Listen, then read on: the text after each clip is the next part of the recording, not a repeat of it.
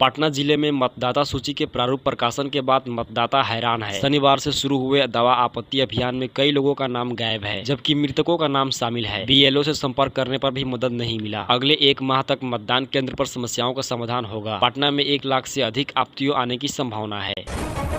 महाराष्ट्र में प्याज की गिरती कीमतों से किसान चिंतित है। महाराष्ट्र प्याज उत्पादक संघ ने सीएम देवेंद्र से एपीएमसी में तत्काल बैठक बुलाने की मांग की है। संघ ने कहा कि किसानों को 800 से 1200 रुपया प्रति क्विंटल के भाव मिल रहा है, जबकि उत्पादन लागत 2500 रुपया प्रति क्विंटल है। संघ चाहता है कि बैठक में केंद्र और राज्य सरकारों के साथ समस्या का समाधान निकल जाए।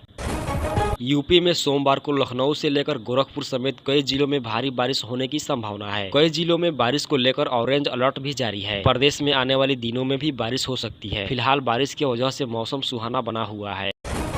बिहार में विधानसभा चुनाव होने वाले हैं, जिसके लिए कांग्रेस पार्टी पूरा जोर कोशिश कर रही है। पार्टी अपनी खोई हुई जमीन वापस पाने के लिए उत्सुक है। प्रदेश अध्यक्ष राजेश कुमार राम और बिहार प्रभारी कृष्णा अलाउरू पूरी ताकत लगा रहे हैं। राहुल गांधी भी लगातार बिहार के दौर कर रहे हैं। बिहार विधानसभा चुनाव से पहले नीतीश सरकार 16 अगस्त से 20 सितंबर तक राजस्व महाअभियान चलाएगी। राजस्व विभाग की टीमें घर घर जाकर जमीन संबंधी त्रुटियों का समाधान करेगी। जमाबंदी में सुधार, ऑनलाइन दर्ज करना, उत्तराधिकार नामांतरण और संपत्ति बंटवारे जैसे मामले सुलझाए जाएंगे। हल्का स्तर पर शिविर लगेंगे और 10 अगस्त को पटना में मुख्य सचिव दीपक कुमार सिंह व सचिव जय सिंह के साथ बैठक होगी। बिहार में 2025 विधानसभा चुनाव की तैयारी के बीच मतदाता सूची में तेजस्वी यादव के नाम गायब होने से बवाल। राजद नेता इमरान ने दावा किया, प्रेस कॉन्फ्रेंस के बाद आनन फानन में तेजस्वी का नाम जोड़ा गया, पर इपिक नंबर बदला, मकान संख्या गलत, परिवार से अलग पहचान। इमरान ने कहा, यह पूर्व नियोजित साजिश है। अगर तेजस्वी के पास 2 वोटर कार्ड थे तो चुनाव आयोग ने पहले कार्रवाई क्यों नहीं की। बिहार विधानसभा चुनाव से पहले पूर्णिया से सांसद पप्पू यादव ने नीतीश कुमार को महागठबंधन में शामिल होने की ऑफर दिया। उन्होंने कहा, नीतीश जी के बिना बिहार में बीजेपी का कोई महत्व नहीं है। पप्पू यादव का मानना है कि EBC, PBC, ST, SC, OBC vote Congress को ओर शिफ्ट हो रहा है और वह राहुल गांधी के विजन पर चुनाव लड़ेंगे। सर पर चिंता करते हुए उन्होंने कहा कि इससे चुनाव पर बुरा असर पड़ेगा।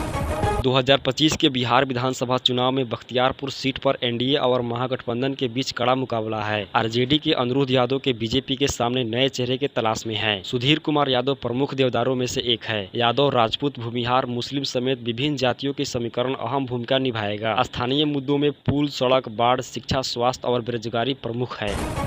ट्रंप द्वारा भारत पर 25% के हाई टैरिफ ऐलान के बाद कनाडा के कारोबारी नेता ने उन्हें बड़ी चेतावनी देते हुए कहा कि ये उनकी बहुत बड़ी भूल है। छत्तीसगढ़ के सरकारी स्कूल के मिड डे मील को आवारा कुत्ते ने दूषित कर दिया। इसके बाद वही भोजन बच्चों को परोस दिया गया। जब इस बात को खुलासा हुआ तो एहतियातन 78 छात्रों को एंटी रेबीज वैक्सीन दी गई। प्रियंका चतुर्वेदी ने एशिया कप में भारत और पाकिस्तान के बीच क्रिकेट मैच का इजाजत देने के लिए सरकार और बीसीसीआई पर तीखा हमला बोला। उन्होंने आरोप लगाया कि भारतीय सैनिकों और नागरिकों को खून की बजाय आर्थिक हितों को प्राथमिकता दी गई है। उन्होंने इसे ब्लड मनी बताया।